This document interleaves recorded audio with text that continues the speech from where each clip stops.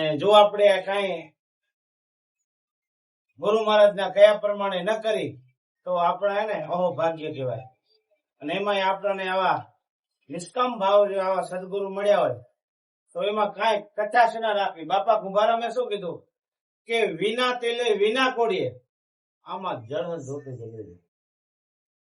હવે તેલ નથી, કોળિયું નથી, છતાંય આમાં અખંડ જ્યોત જલે. હવે આ જ્યોતના દર્શન કરવા માટે સંતોએ બહુ મહિમા અને ગુણગાન ગાઈ અને બહુ ભજન કરે. એટલે એમાં બાપા કુંભારામે ઉપદેશ રૂપી સમજાયા કે એકાંતે બેસીને આસન વાળી, જેમ આપણને ઉપદેશ દીધો ને ગુરુ મહારાજે કીધું ને રેણી કેણી મારીને, એટલે બાપા કુંભારામે એવી રીતે સમજાયા કે એકાંતે બેસી આસન વાળી ધ્યાન હરિના ધરીએ. હવે ધ્યાનમાંથી ધણીને ઓળખ્યા મળ્યા દીનાનાથ. આ મળી જાય. આ મારો નાથ છે ને પરમાત્મા, જે બોલેલો પોતે પરમેશ્વર, બીજોની અજ્ઞાની અડગા જઈને ગોતે. આવા અજ્ઞાની મૂર્ખા કીધા. તો આપણાને તો મારો નાથ મળી ગયો.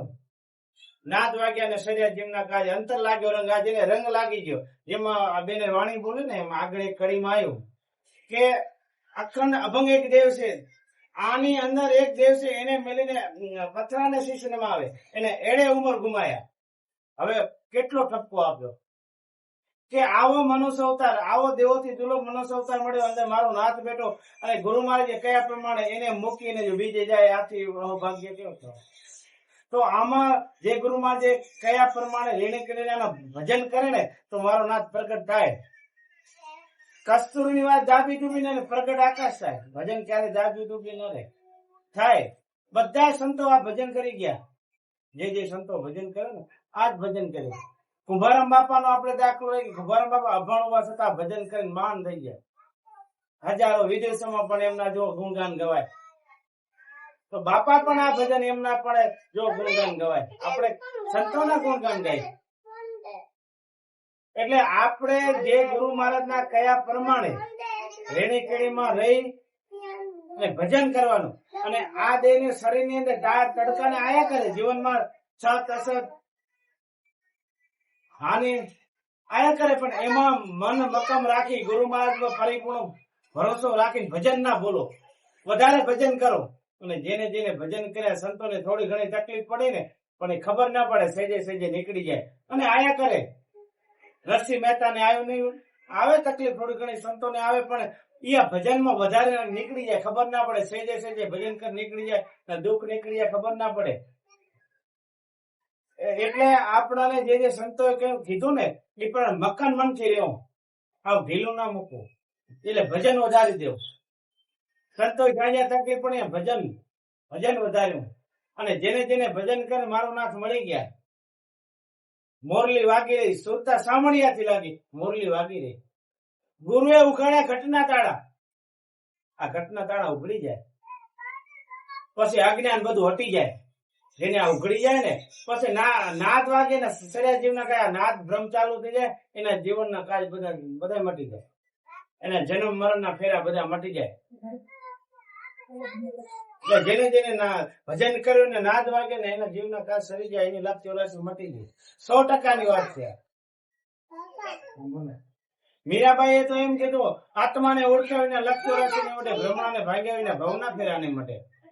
આ જન્મ ને મરણ એના કરતા ના તો ભજન કરી લે. ગુરુ મહારાજ ના ચરણે જઈ મનથી વિચાર કરો કે મીરાબાઈ કેટલા જ્ઞાની કહેવાય. એ સમયની અંદર રાજાના રાણી હોવા છતાં રોહિદાસ ચમારના ચરણે જઈને ભજન કરી ગયા. અને આપણે તો કળયુગ ની અંદર સારો સમય મળ્યો. તો આ સારા સમય ની અંદર અને એવા તો મહાન ભગવાન જેવા આપણને ગુરુ મળ્યા. એ ગુરુ મહારાજના કયા પ્રમાણે રેણી કેણી મારી સંસારમાં સરતો મન મારી પાસ. અને જે ઘર કથા ને કીર્તન સત્સંગ ને એ ઘર સાંજ પડને શમશાના કીધા જમડેરા. અને જે ઘરે કથા ને કીર્તન સત્સંગ એ ઘરે પરમાત્મા 3 વાર આંટો મારે. તો આપણે તો ઘણા ભાગશાળી કહીએ. મારો નાથ એમાં 3 વાર મળી ગયો. તો સંતોના જેટલા ગુણગાન ગાય ને ગુરુ મહારાજના જેટલા ગુણગાન ગાય એટલા ઓછા. વિચાર તો કરો, જેસલ જાડેજો આટલો કર્મ કર્યા હોવા છતાં એક સંતનું મિલન થઈ ગયા તો મહાન અત્યારે આપણે પોતે પૂછીએ એનો દ્રષ્ટાંત લઈને આપણે એને એના ગુણગાન ગાય. વિચાર તો કરો કે આટલું મહાપાપી હોશ, આટલા કર્મ છતાં એક સંતનું મિલન થતા ભજન કરી નીકળી ગયા. વાલીઓ લૂંટારાનો દાખલો લેવો, ઈ કેટલા કર્મ કર્યા હતા, બધાને લૂંટીને ઘરે કરતો. એક સંતનું મિલન થતા પણ રામનો જન્મ નતો એના પહેલા વાલ્મીકી ઋષિને રામાયણ લખીને નીકળી ગયા. આપણાને એ નવી શબ્દ મળે જે રામ, કૃષ્ણ ભગવાન, શંકર ભગવાન, પાર્વતી આજે ભજન કરીને એ ભજન આપણને ગુરુ મહારાજે આપ્યો. કુંભારામ બાપા, શંભુરામ બાપા જે ભજન એ ભજન આપણને મળ્યું છે. નાનું ન સમજવાનું. એક શ્વાસનું મૂળ ત્રણ લોકનું મૂળ કીધું. એક શ્વાસનું કેટલું મૂળ, અને સંતોએ આની ગણતરી કરી 21,600 પારા કીધા. હવે 21,600 એક શ્વાસની સંતોએ ગણતરી કરી. મને વિચાર તો કરો આપણા માટે કેટલું મહાન ભજન કરીને કેવું મૂકી ગયા. બાપા કુંભારામે ભજન કરીને આપણા માટે કેવો મહાપ્રસાદ મૂકી ગયા. વાણી થકી અનુભવની વાણી બધી એક વાણી તમે લો. હું તો કે મગ્ન થયો હરિના નામમાં, કોઈ મગ્ન થયા કે વિખવાદમાં, કોઈ મગ્ન થયા ખાર ખેદમાં. હું તો કે મગ્ન થયો હરિના નામમાં. કોઈ કે હું તો નીચમાં જાય, કોઈ તો કે દેવદૂતમાં. હું તો કે મગ્ન થયો હરિના નામમાં. આ મગ્ન થઈ જવાનું. મગ્ન એટલે ગુરુ મહારાજના વચનમાં જે રેણી કેણે મળીને ભજન થઈ જાય. સુતા ગમે તે કાર્ય, ગમે તેવી તકલીફ હોય, પણ છતાં ભજન ના ચૂકે મગ્ન. છતાં વિશ્વાસ રાખી, ભરોસો રાખી ભજન કરી નીકળી જાય. આ ગુરુ મહારાજ ની કૃપા હે. આવું મન ગમે તે થાય પણ દઢક વિશ્વાસ રાખી, મેન ભરોસો અને વિશ્વાસ રાખીને ભજન થાય. આપણે ભજનમાં ગયા અને હાંભળી નાકાને કાઢી નાખ્યું તો ન ગણ થાય, તો કામ પણ ન થાય. પણ જેને આના ઉપર પરિપૂર્ણ ભરોસો રાખી અને ગુરુ મહારાજને ભગવાન માની, દેહરૂપી માણસો તો ક્યારેય કામ ન થાય. પણ જયારે ગુરુ મહારાજ ઉપર પરિપૂર્ણ ભરોસો રાખી અને ગુરુ મહારાજ જ મારા ભગવાન, મા બાપ સર્વ તો એ છે ને એવો દૃઢ વિશ્વાસ રાખી ભજન કરે અને એનો 100%, 1001%, 100% નીકળી જાય. અને આપણા સંતો બધા એમ જ નીકળ્યા, વિશ્વાસ, ભરોસો. આ નાવમાં નદીઓ ડૂબી જાય અને કુવામાં લાગી આગ અને મછલીઓ કે મલમલ ના. આ દેહરૂપી અંદરની વાત કરી બધી સંતો એક ખોજ કરીને આ બધી વાત કરી. આ મીરાબાઈ, સબરીબાઈ પણ મનથી વિચાર કરો કેટલો ભરોસો એનો દૃઢ વિશ્વાસ. ગુરુના વચને કીધું કે રામ તારી ઝૂંપડી આવશે, અને આયા ને કેટલો 12 વર્ષની ઉંમર હતી ને 72 વર્ષ સતત ભજન ના મૂક્યો. ગુરુના કયા પ્રમાણે રામને હાલી જવું હતું. એ સમયે દેહ રૂપિયા ધરતી ઉપર હતા. તો આપણા અંદર પણ આપણા અહીંયા રામ આવે, પણ હવે આપણે પાકી ક્યારે? આપણા ગુરુ એ જ રામ છે, બીજો રામ નહીં. એટલે આપણા ગુરુ મહારાજ આપણા આંગણે સમજી આયા એટલે ભગવાન આપણા રામ આયા. આપણો જન્મ સુધરી ગયો એટલે કીધું કે સંત પીછે પલટે નહીં, જુગ જાય અનંત, ઊંચ નીચ ઘર અવતાર આકર સંતના સંત.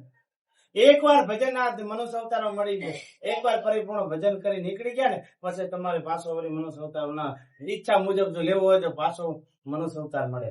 પછી 184 મટી ગઈ, પાછી 184 ના આવે.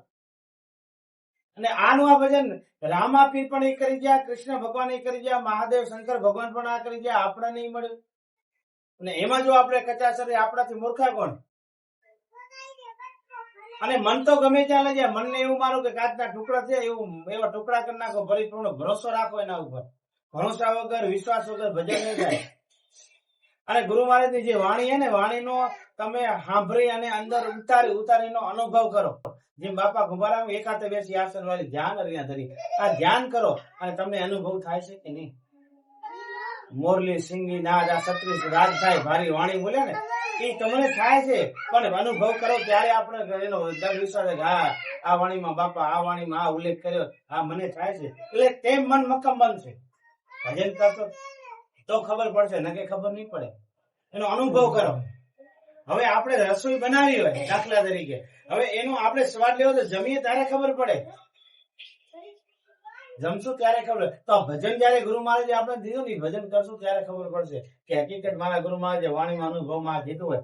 આ નાદ, સિંગી, શરણાઈ, ઢોલ, ઝાલ આ બધું વાગે તો મને પણ થાય છે. હજી તેમ તમારો વિશ્વાસ છે તેમ ભજન વધશે અને એક બધું પર ધીરે ધીરે છૂટી જાય, નિર્ભય બની જશે. પછી સુરતા શબ્દમાં સતત રહેશે. સુરતા શબ્દમાં ભેટે, સાહેબ ભેટમાં ભેટે. બસ તમારો સાહેબ માયલો મારો નાદ મળી જાય. પણ ક્યારે એકદમ પરિપૂર્ણ વિશ્વાસથી ભજન કરશો તો. અને આ જગતની અંદર જે સંતો થઈ ગયા ને એ આના થકી થઈ ગયા, બીજું નહીં. ભરતું સરતું કરશો તો મેં નહીં પડે. અને ખરેખર તો વ્યસન તો મુક્ત જ થવું જોઈએ. આપણને આવો મનુષ્ય અવતાર મળ્યો ને વ્યસન ની અંદર તમારી શ્રદ્ધા આવા સત્સંગમાં બેઠા અને સીધો આપણો સુરતા હું જાય એ જ આપણે ભાગી. એટલે સતી તોરલે એમ કે સાય રૂમટો ને રતન તણાતા જાય કરમ હીણા માને કે મુઠ્ઠી એકલા ભરે. આને કીધા કે મન આવો સત્સંગ રૂપી સાય રૂમટો ને આપણું મન જાય એટલે કરમ હીણા આપડા. એટલે આવું ન થવું જોઈએ. પરિપૂર્ણ વિશ્વાસ રાખી બને જાગી પોતાના માટે ફાયદો કે શરીર બરોબર હશે તો ભજન થશે. આવો દેવોથી દૂલો મનુષ્ય અવતાર મળ્યો કાઢો કચરો નાખીને આપણે બગાડ શું કામ ખાવું જોઈએ? ખરાબ ખાવ ને, કાજુ બદામ ને દૂધ ઘણું છે ખાવા જોઈએ. એટલે બને જાગડી વ્યસન મુક્ત થાવ, પાયલો થી ભાવ રાખો અને ધન ઘડીને ધન ભાગ આપણે ગંગા ભાઈ એકાબીજાને બધાને ભોજન ને ભજન આમંત્રણ આપીને એકાબીજાને આનંદ કરાય. આથી બીજો ભગવાન કોઈ નહીં. આ સંત જ કરી શકે, બાકી તો બધા કરે પણ આવું ન થઈ શકે. અને એ તો વિચાર કરો આપણા ગુરુ મહારાજ ની કૃપા કેટલી. પોતાના ખર્ચે જાવ, પોતાના ખર્ચે આવું, 1 રૂપિયાની કઈ દક્ષિણા ની કઈ આશા ન રાખવી અને છતાં આવું ભજન કરીને કેટલા ગામો ગામ ફરીને વિચાર તો કરો. આવું ક્યાં મળે આપણને? દુનિયામાં ગમે ત્યાં તો ના મળે. રૂપિયા દેતા ના જડે અને આપણને એવા મહાપુરુષ ભગવાન મળી ગયા. તો ભજનમાં ક્યારે કચાશ ન કરે. જે ગુરુ મહારાજે આપણને જે સમય આપ્યો ને એ સમય તો ગમે તેટલું કામ મૂકીને ભજનમાં બેસી જાવ. વહેલા ઉઠીને વહેલા બાપા કુંભારામ વાણી બોલી પ્રભાતપુરાની કે વહેલા ઉઠીને સતની નિશાળે જઈએ, સદગુરુ માસ્ટર ને શીશ નમાવી અંદર કણથી ભગવાનને ગુરુ મહારાજ ને યાદ કરવા. વહેલા ઉઠીને ગુરુ મહારાજ ને યાદ કરીને ભજન આસનમાં બેસી જાવ અને પછી તમે જો ગુરુ મહારાજ ની કૃપા. તમે કરો તો ખરા. સાહેબ અડધો કલાક ને બદલે એમ નથી અડધો કલાક કરો, 2 કલાક. જેને લાગી ગઈ ને એ તો 2-3 કલાક 100 વાગે તો ખબર ના પડે એવી એને લેર લાગે, પણ જેને કરો તો ખબર પડશે. એટલે આપણને મહાપુરુષે જે કઈ સમજાયો ને એ આ પોતાના આ દેહ અભ્યાસ છોડવા માટે, જે કે આ દેહ નું જે કે મારું તારું જે કાર ક્રોધ મોહ એ છોડવા માટે એમાંથી છૂટી જાય અને પછી લક્ષ મટી જાય. પણ જયારે સંતોના ગુરુ મહારાજના કયા પ્રમાણે આપણે કરશે તો ગુરુ મહારાજે જેમ કીધું ને એમ હાલ્યા ને એ બધા સંતો તરી જાય. જેટલા પોતાના ગુરુના વચને રહ્યા ને એ બધા તરી જાય. અને આપણે પણ જો વચનના રેણીકણીમાં રહેશું આપણે પણ નીકળી જાય. મીરાબાઈ આજે થઈ જવાય, ટકુબાઈ આજે થઈ જવાય, સતી તોરલ આજે થઈ જવાય. એવું નથી ના થાય, થઈ શકે. અને આત્મા એવો કે અજર અમર અવિનાશી, એ જન્મે નહીં, મરે નહીં, શસ્ત્ર કાપી ના શકે, પાણી પલાળી ના શકે, પવન બાળી ના શકે. એ અજન્મ હે, જન્મ તો નથી. એ નિરાકાર એ બધા એની અંદર ઘટો ઘટે. એને માણવા માટે જે ગુરુ મહારાજે જે આપણને ભજન આપ્યું શ્વાસ ઉશ્વાસ નું અજંપા જાપ, એટલે કીધું કે અજંપા જાપ જપતા તાપ પડ્યા. ગુરુજી ના પ્રતાપ આ બધા કર્મ ભરી ભસ્મ તાપ ચડી જાય. એટલે આપણને જે કઈ ગુરુ મહારાજ નું રેણીકણીમાં વાત એક જ આવે કે મેન ભજન શું કે ગુરુ મહારાજે કીધા પ્રમાણે રેણીકણીમાં રહીને 2 ટાઈમ ભજન કરો, ભાઈલોથી ભાવ રાખો, જતી સતીને એકબીજા આ રીતે મળીને દર્શન કરો, આનંદ કરો, લય કરો. આથી બીજો ભગવાન નહીં, આથી બીજું કઈ ભજન નહીં. અને ભજન તો છેલ્લા શ્વાસ સુધી કરવું પડશે. છેલ્લા શ્વાસ સુધી ભજન. એટલે આપણને જે કઈ સંતો જે કહી ગયા ને, મીરાબાઈ રાણાને સમજાય આત્માને ઓળખાવીને લખતો રાશિ નહીં મટે, બ્રહ્મણાને ભાગ્યા વિના ભવના ફેરા નહીં મળે. આ હું કોણ છું, હું ક્યાંથી આવ્યો, મારે ક્યાં જવાનું, આ નક્કી થઈ. સંતો આ નક્કી કરાવે. આ ભજન દ્વારા થાય. એમ બોલવાથી નહીં, વાતો કરવાથી નહીં થાય. એનો અભ્યાસ કરો તમે. એટલે કીધું અભ્યાસ જાગ્યા વિના પાનભાઈ. આ અભ્યાસ જાગે ની જાગડી ખબર નહીં પડે. અભ્યાસ જગાડવા માટે ગુરુ મહારાજ ભજન કીધું અજંપા જાપ જપવા પડશે. અને જાપ જપવાનું કઈ પૈસા દેવા નથી પડતું, નથી કઈ એનું મૂળ ચૂકવવું પડતું, અને મફતમાં નથી મળતો. મહેનત કરવી પડશે. ગુરુ મહારાજ કયા પ્રમાણે કરવું પડશે.